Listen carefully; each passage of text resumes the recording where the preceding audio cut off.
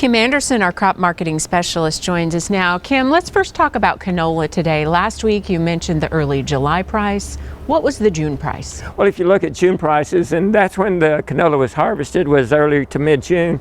Came into June on the 1st of June, the canola price in Oklahoma, you're looking at an average of about 12 elevators across the state, with $6.76 for a 50-pound bushel.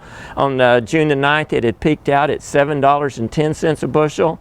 By July 1, it had fell to $6.19. August the 1, it was down to $5.23, and just today it's at $5.25 a bushel. You look at the basis off that ICE July futures contract in Canada is about $4.81 underneath that ICE futures contract. Of course, producers making a lot of planting decisions right now. How is canola looking for 2017 pricing? Well, it's tough to get a 2017 price for canola or wheat or any other commodity. One way you can do it is you can look at the futures contract.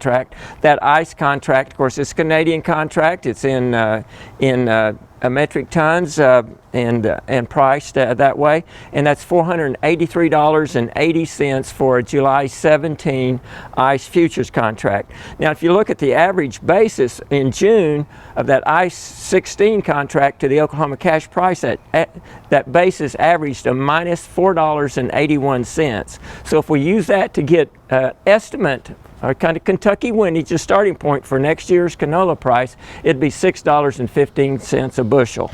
Now, can you apply some of those same calculations to wheat for 2017? You bet you can. Now, we do have a forward contract basis for wheat, and that helps us out with the basis, which we didn't have for canola.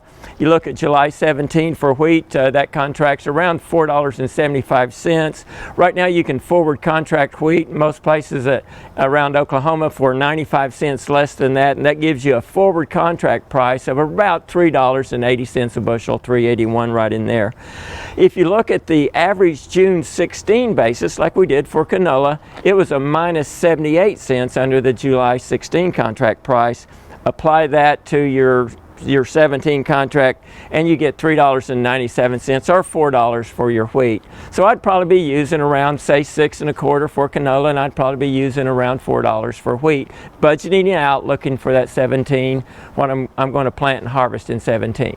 Okay, a couple other quick questions. A lot of wheat in the bin. What's it going to take to get prices moving up? And then with all this in mind, strategy. Well, if you look at wheat in the bin, like you said, there's a lot there. I think producers, if they've got it and they're going to hold it, they need to put it under that marketing loan so that they can get their $3.15, $3.16 out of it. Gives them 9 months for the price to come up. What's going to happen to get that price up is we've got to lose a foreign crop. More than one, because we've lost France. France's crop, I think that stopped our prices from sliding. We really need to lose Argentina and Australia. Australia is building storage right now in anticipation of a record crop. Okay, Kim, thanks a lot. We'll see you next week.